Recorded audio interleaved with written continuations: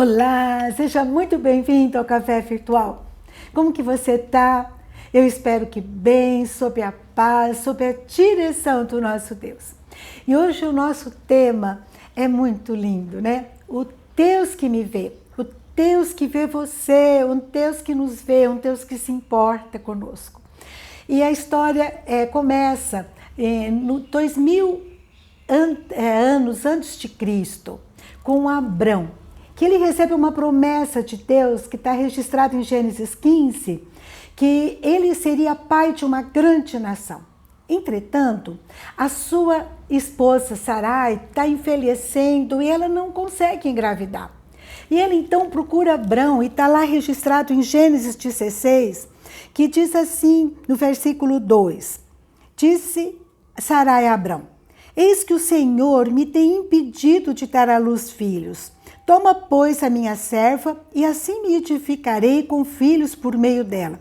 E Abrão anuiu ao conselho de Sarai. E então, Sarai dá Agar, a sua serva, para Abrão. E Agar, ela engravida. E quando isso acontece, Agar começa a desprezar Sarai.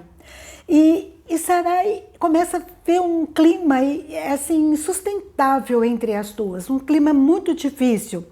E até que chega um ponto que Agar foge para o deserto de Sur. E Agar está sentada ali junto de uma fonte d'água e um anjo aparece para Agar.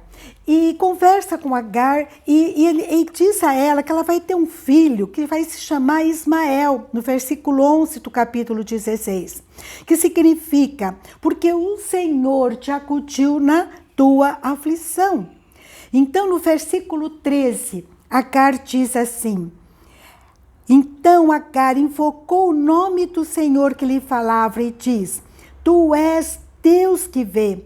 Pois disse ela: Não olhei eu nesse lugar para aquele que me vê? Agar fica maravilhada. O tempo passa, muitas coisas acontecem e finalmente Agar vai habitar com Ismael no deserto de Parã. E lá no deserto, eu acho muito interessante, né? Porque lá Israel cresce, se torna um homem honrado, um homem capaz de sobreviver no deserto, se torna um grande flecheiro. E diz aqui o texto que Agar casa seu filho com uma mulher egípcia, uma mulher do povo de Agar, que também era egípcia. E Deus então é com ele. Olha que coisa linda, né? Deus leva Agar e Ismael para o deserto. E eu vi uma frase muito linda dizendo: eles não estavam enterrados. Deus não enterrou Agar e Ismael no deserto. Deus plantou. E ali eles foram se desenvolvendo, ali eles cresceram, né? E tiveram uma vida interessante, uma vida cuidada por Deus. Esse é o nosso Deus, é o Roi, Deus que me vê, Deus que me coloca na agenda dele, coloca você está na agenda de Deus, ele tem um projeto na tua vida. Você não é invisível para Deus. Ele vê você, ele vê a sua luta, a sua dor, ele vê o seu medo, a sua lágrima muitas vezes ali nas madrugadas, né? A sua dor no corpo. Ele vê, ele sabe o que você está passando. E se você se sente muitas vezes no deserto como Agar, sem recursos, sozinha, né?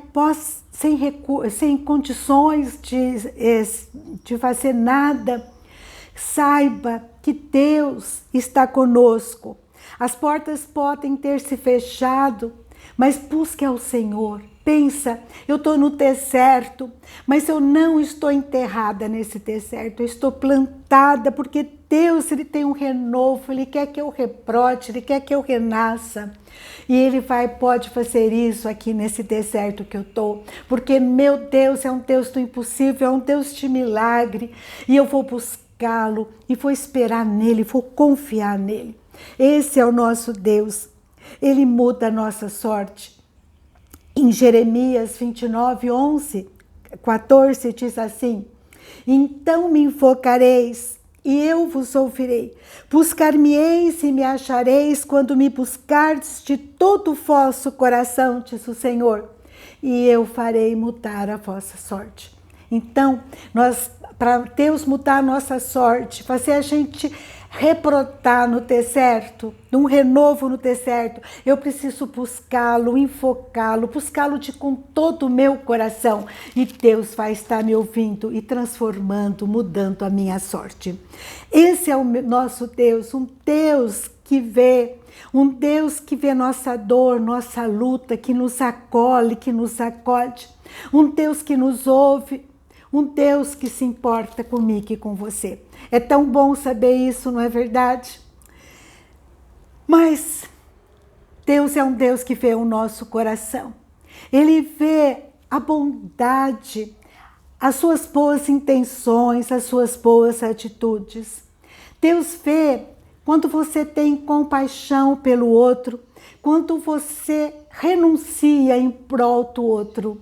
Deus vê quando você tem disposição em servir. Vocês lembram da sunamita? A sunamita viu o profeta Eliseu, fez um quarto para ele na sua casa e hospeda Eliseu. E Deus vê aquele coração bondoso da sunamita.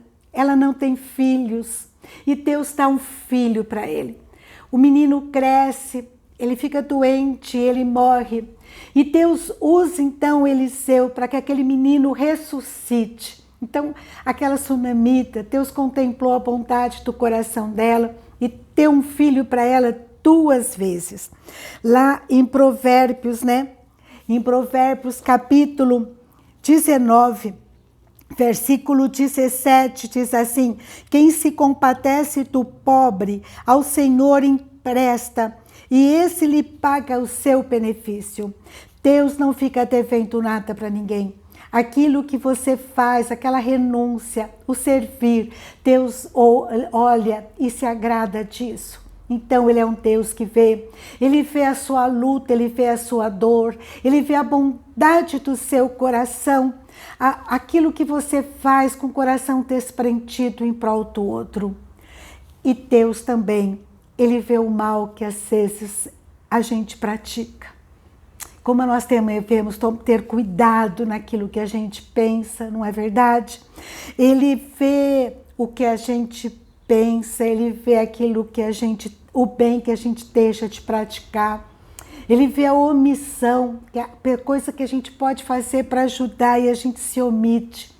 Ele vê o nosso azedume, nossas palavras duras. Deus vê. Tem aquela passagem lá, de Moisés. Vocês lembram? Moisés, ele é criado pela filha do faraó. E lá no capítulo 2, Moisés cresce, versículo 11, diz que Moisés já é um homem e ele sai e vê seus irmãos, o povo de Israel, Ele sabe que é seu povo, que ele é adotado pelos egípcios, E ele vê que um certo egípcio estava espancando um hebreu, um do seu povo. Ele sabia para quem ele pertencia. E ele então olhou de um lado e de outro lado, e vendo que não havia ali ninguém, ele matou o egípcio e escondeu na areia. Mas Deus, ele vê. Às vezes a gente olha do lado, a gente acha que Deus não está vendo. Está faltando muitas vezes o temor ao Senhor. Deus é um Deus que vê o que nós estamos fazendo de errado. E por conta disso, Moisés ainda não está preparado para levar o povo de Israel para fora do Egito. E o povo estava ali escravizado. Então, Deus leva Moisés para um deserto. E ali ele fica 40 anos, num preparo para poder levar o povo de Israel, libertar o povo de Israel da escravidão do Egito. Então, Deus vê. Lembra quando Davi adultera com Betseba? Davi, ele vê aquela mulher bonita ali, e o povo os seus homens estão na guerra, e o esposo de Betseba, Urias, está na guerra, e ele vê, ele se encanta com Betseba, e ele cobiça Betseba, e ele então leva Betseba para o seu palácio, e o que acontece é que Betseba engravida. E quando ela engravida, ele faz arma, né, para que o esposo dela vá para casa, né, para enganar que o filho seria de Urias, mas Urias não dorme com a sua esposa Betseba. E quando ele volta para a guerra, Davi trama para que ele morra na batalha. Então, lá em 2 Samuel 11, versículo 27, Urias morre e depois que passa o luto de Betseba, Davi manda buscá-la, atrás para o palácio e tornou-se ela sua mulher e lhe deu à luz um filho. Porém, isso que Davi fizera foi mal aos olhos do Senhor. Deus que vê a sua luta, a sua dor, Deus que vê a bondade do seu coração, Deus que vê o mal que a gente pratica, Deus que vê. Meus amados, hoje é muito importante que a gente pense nisso, em tudo que nós fazemos. Muitas vezes a gente está preocupado com o que os homens veem, com a nossa reputação, mas nós devemos estar preocupados com aquilo que Deus vê. Ele vê, Ele sabe as intenções do nosso coração. Ele sabe a sua luta, a sua dor. Ele sabe o deserto que você vive. Então, que nós possamos buscar ao Senhor, né? Invocar o Senhor, buscá-lo de todo o coração. Com a certeza que nós não podemos nos azedar, porque Deus tem um propósito em todas as coisas. Que nós perseveremos no deserto, guardando os seus valores, guardando a fé, a confiança nele, esperando por ele. Não importa que demore, né? Lá em 2 Pedro 3,9 fala assim: o Senhor não retarda a sua promessa, ainda que alguns a tenham por tardia. Lembra de Abrão? Sara ficou preocupada porque não engravidava. Depois, para Deus não há nada impossível, né? Por acaso há alguma coisa impossível? Né? O anjo diz para Abrão e para Sara, e ela, já idosa, ela tem um filho que é chamado de Isaac, na sua velhice. Para Deus não há impossível. Não há impossível. Então, não importa que você está no deserto, parece que Deus está no silêncio, as coisas não acontecem. Espera no Senhor. Cultive bons pensamentos, boas atitudes. Possamos entender que Deus, Ele está vendo a nossa dor, mas Ele está vendo a nossa fidelidade, a nossa confiança nele, na espera por Ele. E no tempo certo, nós vamos germinar, porque nós estamos plantados no deserto e não enterrados, esquecidos por Deus. Nós não estamos esquecidos por Deus. Sarai não estava esquecida por Deus. Ela estava no deserto da infertilidade, mas Deus estava vendo a sua dor. Deus tinha um projeto, no tempo certo ela ia brotar, ela ia frutificar, ela ia engravidar. Esse é o nosso Deus. Então, que essa certeza fique impregnada no nosso coração, de que Deus, Ele vê a nossa dor, vê a nossa luta, mas Ele vê a intenção do nosso coração em buscar a sua palavra e nos fortalecermos nela e esperarmos nele, com fé, com confiança, porque no devido tempo as coisas vão surgir, mesmo no deserto. Amém? Esse é o nosso Deus, Deus do impossível. Que o nosso foco seja agradar a Deus e não a homens. Que a gente não fique olhando para a direita, para a esquerda, para ver quem está vendo. Que a gente olhe para o Senhor e cumpra a vontade dEle. Só a vontade dEle que deve interessar o meu coração, a minha vida. Ele é um Deus que me vê. É um Deus que me vê e que Ele se importa comigo, e nele eu posso confiar, e nele eu posso esperar. Amém?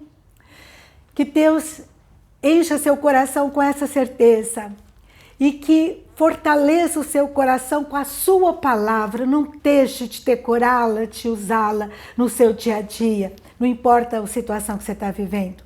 E que possa esperar no Senhor e no devido tempo as coisas vão acontecer.